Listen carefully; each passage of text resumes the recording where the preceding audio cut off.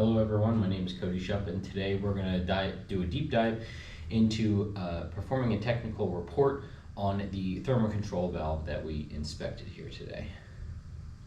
Now on the agenda, first we're going to do our introduction, and then we're going to look at our customer concern, the diagnosis and repair, the warranty submission, QMAR creation and review by Subaru America, failure description and the analysis of the failure. And then we're going to talk about the bolt and the warranty extension for this repair. And then finally, we'll talk about the CSI scores for the shop and customer retention. And then I'll talk a little bit about my experience through the whole process. So introduction here, like I said, we're going to first talk about the customer concern and part enhancement. We're looking to try to create quality enhancement through this process. We're going to look at the details of the failed part, how Subaru America processes the reports and improves them, along with how the store actually keeps their customer retention high. So the customer concern. The customer concern, as you can see here, I actually have a handout right here. I will give you a detailed handout with each of the things that I will point out in this presentation. So for the first one, here you go. The first one is going to be page number 3. It's going to be a copy of the RO. So the customer concern is that the check engine light came on in their vehicle and they were having drivability issues, or it went into limp home mode. The technician diagnosis. So the codes that came up were P2685 and P2682 for performance of the thermal control valve in the ECM, the engine control module. The inspection from the technician revealed that the thermal control valve did not actuate properly and is actually stuck in one position. Due to the diagnosis, that the technician removed the thermal control valve and replaced it. And the removal and replacement includes draining the coolant, removal of the intake manifold, and removal and replacement of the one-time use high-pressure fuel lines on the vehicle. So after all that was done, the retailer had to submit a warranty case for reimbursement. So it's a compensation back to the retailer for the work they performed. Now, for the major things for this submission would be choosing the correct labor operation, which in this case will be labor operation 455061, or thermo control valve assembly R&R, which pays about 2.6 hours. We would also need to include all the parts used and their part numbers, the markups on those parts if applicable, along with the parts handling fees if they were applicable as well. You can see a copy of this on page 4 of the handout. Quality maintenance report, or QMR. This is a process that Subaru America uses to perform quality maintenance reports internally throughout the country of reports that they receive. So after the technician repairs this thermal control valve, they would enter a QMR into the SOA's QMR system. By doing this, they would utilize an app called TechShare that they can get on their laptop or their phone, and they would enter information as following: the cause, concern, and correction, along with the failed part number, and then they would also be able to attach pictures and/or videos of the concern itself. After the QMR is submitted for review, the Field Quality Assurance, or FQA team at Subaru America will review this. Now, they review these QMRs for a few of the following: quality of the repair, whether it was repaired correctly or not, possible link to other repairs and failed parts, because they look at parts and failed components all across the country, and the potential of escalating the QMR for further review or parts collection. So in this case, if it was determined that they needed further review on this part, they would send a request to the dealership and request the part be sent back to the Parts Collection Center, or the PCC as they call it at Subaru America, for further root cause analysis. So here's our part in question, the TCV valve, or the thermal control valve. Now, I have it right here. Here's our failed component. You can see on page 5 and 6 of your handout, these are the pictures that we have in there. It's a little hard to see, but there's a hairline crack. You can see the description here. There's a hairline crack right in this area right here that you can't see, which actually caused the failure of the internal sensor of the TCV. Now, additionally, we also found that the internal shaft, as you can see right here in the center, right there, right in the center, was actually seized as well, which was determined to be the cause of the crack. So it was a chain of events. Now, after this repair was performed, the bulletins were checked for, and there was a bulletin for this TCV issue. It was announced in May of 23 to address the part failure and potential enhancement of the parts failure.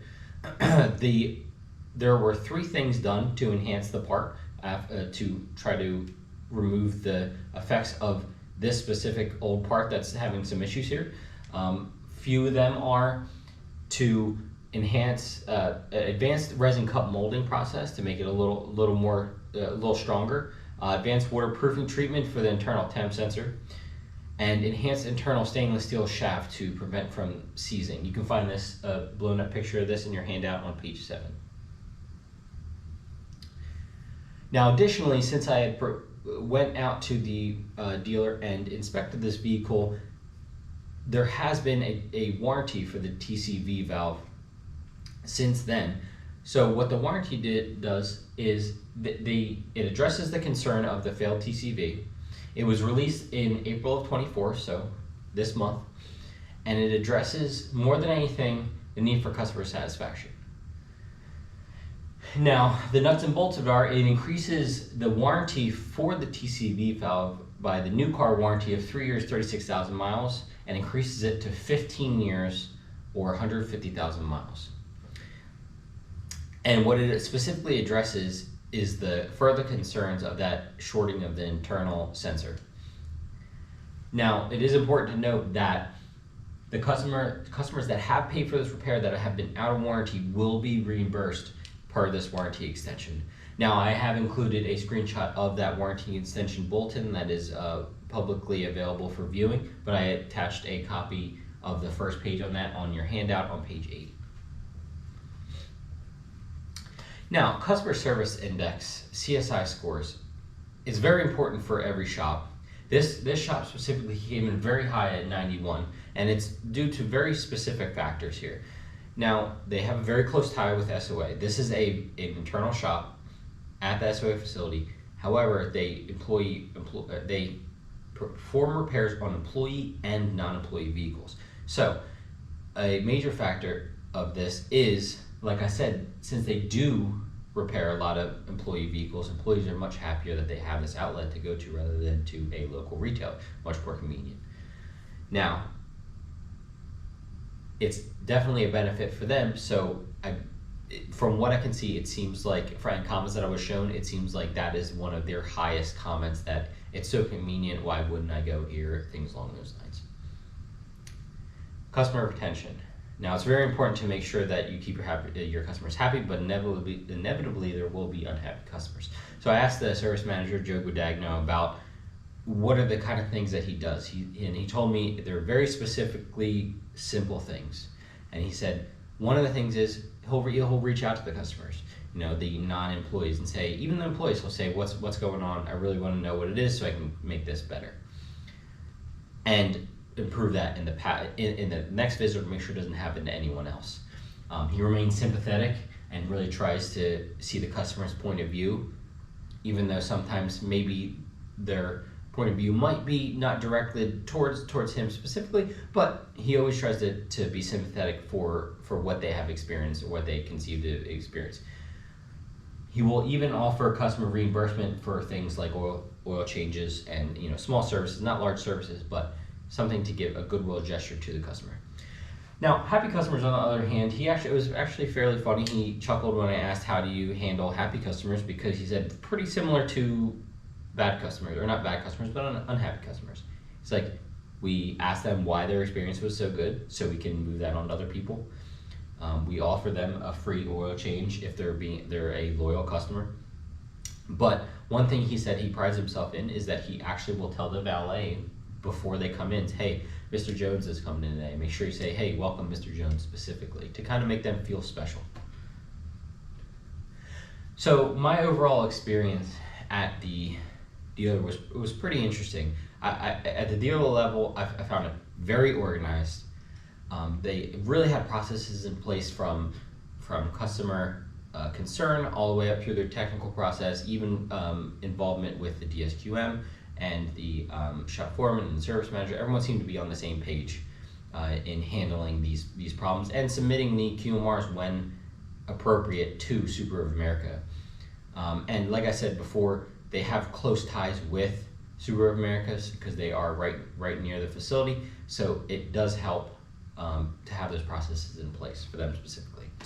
Now on the corporate level, it was definitely eye-opening. It was very structured, but in a really good way. Because every time I asked questions about it, they said, oh yeah, we do this, but you know what, last year we did it this way, and we found out that it was better the way we're doing it now. So it's continuous improvement, Kaizen, as we have all seen, continuous improvement every year just to make everything better.